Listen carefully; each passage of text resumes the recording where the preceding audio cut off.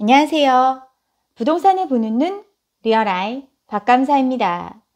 여당이 부동산세 완화에 관해서 당론을 정했죠.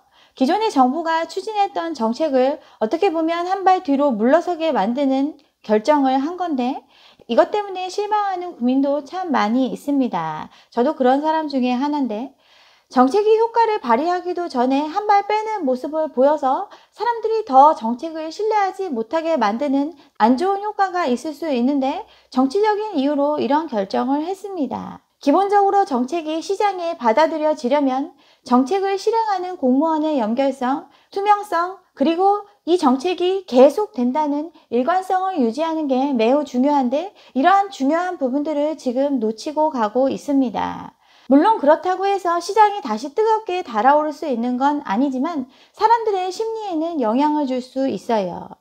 제가 초이노믹스에 대한 비판을 굉장히 많이 했는데 초이노믹스를 시작한 이유 쉽게 경기를 부양하기 위한 목적으로 이걸 했습니다. 가뜩이나 경제가 침체에 빠져 있었는데 메르스 사태나 세월호 충격 때문에 심리적으로도 극도로 위축된 시기를 겪었어요. 그래서 가장 쉽고 빠른 방법인 부동산을 띄우는 방향으로 정책을 정했습니다. 과감하게 규제를 완화하고 재정 확대 정책을 폈죠. 빚내서 집사라는 한마디로 정의될 수 있는 정책을 시행을 했습니다. 그렇게 빚내기 시작하는 게 굉장히 큰 위험이 있다는 걸 새 정부는 알고 있었고 이걸 조기에 바로잡았어야 되는데 실기하는 우를 범했고 그 결과가 지금과 같은 상황으로 이끌었어요. 초기에 집값 잡으면 피자 쏜다 이 말로 굉장히 비판을 받았죠. 언론은 기다렸다는 듯이 호도를 했어요. 기업인과 미팅 자리에서 가볍게 나온 멘트만 강조하면서 실질적인 정부의 의지를 희석해 버렸습니다. 다시 한번 집값을 잡겠다는 의지를 천명을 했고 부동산 종합 대책을 예정하고 있었는데 피자 한 판 얘기가 이 모든 내용을 덮어버렸죠. 새 정부가 들어서면서 기대감에 집값이 꿈틀대기 시작하던 시기였고 이미 늘어난 가계빚이 상당한 규모였기 때문에 이 시기에 바로잡았어야 되는데 이걸 제대로 못했습니다. 집권하자마자 경기가 떨어지는 걸 원하지 않았기 때문인지 도대체 어떤 이유인지 모르겠지만 투기 용납 못한다는 정부의 의지는 확고하다고 했으면서 이후에 나온 대책을 살펴보니까 솜방망이 제재였어요. 오히려 투기에 꽃길을 깔아줬죠. 임대사업자 등록을 통해서 여러 채 갖도록 유도를 했습니다. 이게 계기가 돼서 부동산 시장의 불길은 번지기 시작을 했습니다. 척하면 척의 당사자를 연임시키는 실수도 했죠. 정권이 바뀌면 연임하는 경우가 없었는데 44년 만에 처음으로 연임을 했습니다. 초이노믹스에 박자를 맞춰줬던 사람이었는데 이 사람을 다시 연임시키면서 금리를 올려야 할 시기를 놓쳐버렸어요. 연임 1년 후 평가를 보면 통화정책은 안정적으로 이끌고 국제사회 위상을 높이는 성과를 냈지만 한국 경제가 바른 방향으로 가도록 쓴소리하는 역할을 못했다라는 평가를 받습니다. 금리를 올려야 할 시기를 실기한 아주 큰 잘못을 했어요. 초이노믹스가 계기가 됐던 건 부인할 수 없는 사실입니다. 근데 그 이후에 충분히 바로잡을 수 있는 기회가 있었음에도 이걸 안 한 책임이 더 커요. 지금까지 해온 걸 보면 더 나은 게 없어요. 물론 뒤늦게 수많은 정책을 폈지만 더 이상 시장이 정부의 의지를 신뢰하지 않고 오히려 시장은 불타올랐습니다. 희생자만 더 늘어나게 됐어요.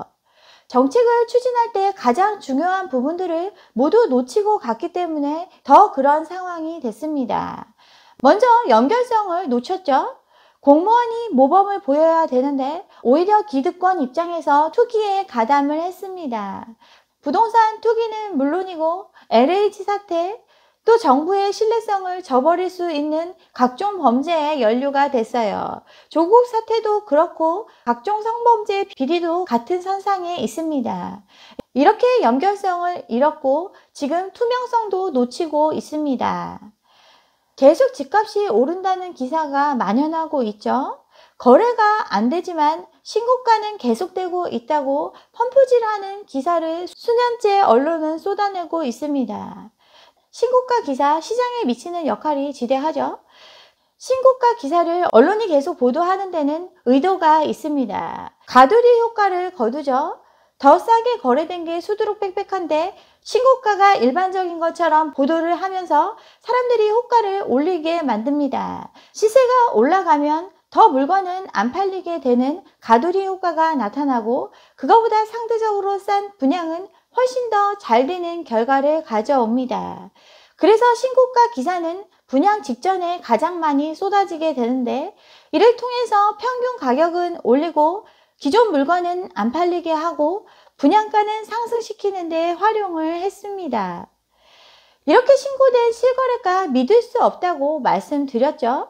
거래 취소된 서울의 아파트 51%가 신고가인데 이건 굉장히 심각한 문제입니다. 신고했다가 취소된 거, 즉 진짜가 아닌 거래의 절반이 신고가였습니다. 조직적으로 허위 신고했을 가능성이 매우 높죠. 이렇게 신고가 취소 의혹이 올 초에 제기가 됐는데 그때 잠깐 잠잠해졌다가 다시 분양 시즌이 되니까 계속 쏟아지고 있습니다. 신고가 문제를 바로잡는 거 시장의 투명성을 확보하는 길인데 지금 이걸 놓치고 있어요.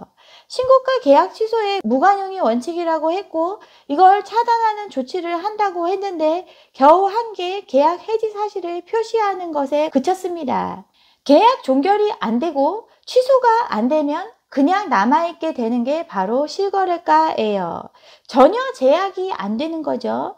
전혀 걸러지지 않은 채 방치되고 있습니다. 신고가가 얼마나 웃긴 건지 그래프를 보면 더 적나라하게 알 수 있습니다. 세종 그렇게 뜨겁다 했는데 10억이 넘었죠. 거의 거래가 없는 상황에서 10억이 넘는 신고가를 찍고 다시 쭉 내려왔습니다. 내려온 가격도 기존 가격보다 워낙 높기 때문에 거래로 이어지지 못하고 있어요. 여기 다른 단지도 마찬가지죠. 10억 넘게 찍었다가 최근에 거래된 게 7억인데 그나마도 거래가 전멸하다시피 했습니다. 지제역 인근도 마찬가지죠.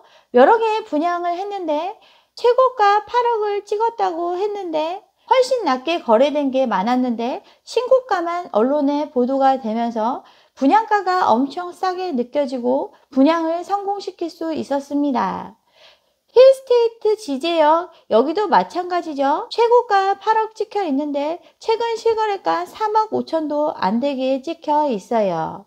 파주도 마찬가지죠. 분양 물량 많을 때 그렇게 언론에서 띄우면서 신고가 찍었다 기사를 썼는데 그 신고가 이후에 거래가 전멸을 하고 가격은 내려와 있습니다. 동탄역 여기도 12억 찍었는데 지금 7억으로 내려와 있어요. 큰평형에서 19억 찍었다고 신고가 됐는데 그 이후에 거래된 것들은 7억에서 12억 사이에 거래가 됐습니다. 그나마도 거의 거래가 없는데 이 신고가는 언론에 그대로 보도되면서 시장을 자극을 했어요. 연결성도 놓치고 투명성도 놓치고 이제는 일관성마저 놔버리려 하고 있습니다. 청와대가 반대를 했는데도 SK 듀오는 종부세 완화를 주도를 했죠. 정책 기조와 반대되는 내용으로 부자 감세라는 비판이 있는데 이걸 당론으로 채택하게 만들었어요. 부동산 정책을 전면 재검토해서 전향적인 부동산 정책 변화를 추진하겠다고 하면서 SK 듀오가 발빠르게 움직였습니다. 이들이 이렇게 한 이유, 재보선 민심에 부동산세 완화를 안 하면 대선에서 필패할 거라는 공감대가 형성됐기 때문에 지금 통과가 된 거죠. 근데 이런 결정은 성남 민심에 오히려 불을 지피는 결정이라고 볼 수 있어요. 경험하지 못한 부동산 폭등에 온 국민이 분노를 했고 그렇지만 180석을 몰아줘 가면서 제발 집값 잡으라고 이걸 했는데 지금 완전히 헛다리 짚고 있어요. 제발 정책 뚝심 있게 밀고 나가라고 해준 건데 그 기대를 저버리고 아직 세금 부과도 안 됐을 시점에서 완화해 주겠다고 그게 대선에서 이길 수 있는 길이라고 생각하면서 하고 있습니다. 집값을 원래대로 되돌려 놓으라고 이렇게 해준 건데 지금 올라간 집값 그대로 유지되길 바라는 듯이 이런 행동들을 하고 있습니다. 부동산세 완화한다고 성남 민심이 돌아올까요? 정말 몰라도 너무 모르는 것 같아요. 현재의 상황은 굉장히 심각한 상황입니다. 가계부채 이전 정부 때 1000조였는데 지금 4년 만에 1800조로 늘어났습니다. GDP의 100%, 여기에 전세 보증금, 자영업자 대출까지 포함하면 감당할 수 없는 수준의 가계부채의 한계 상황에 와 있습니다. 기업비까지 포함하면 3100조인데 경제 충격의 내관이 될 수 있다고 우리나라에서도 외국에서도 다 우려하고 있어요.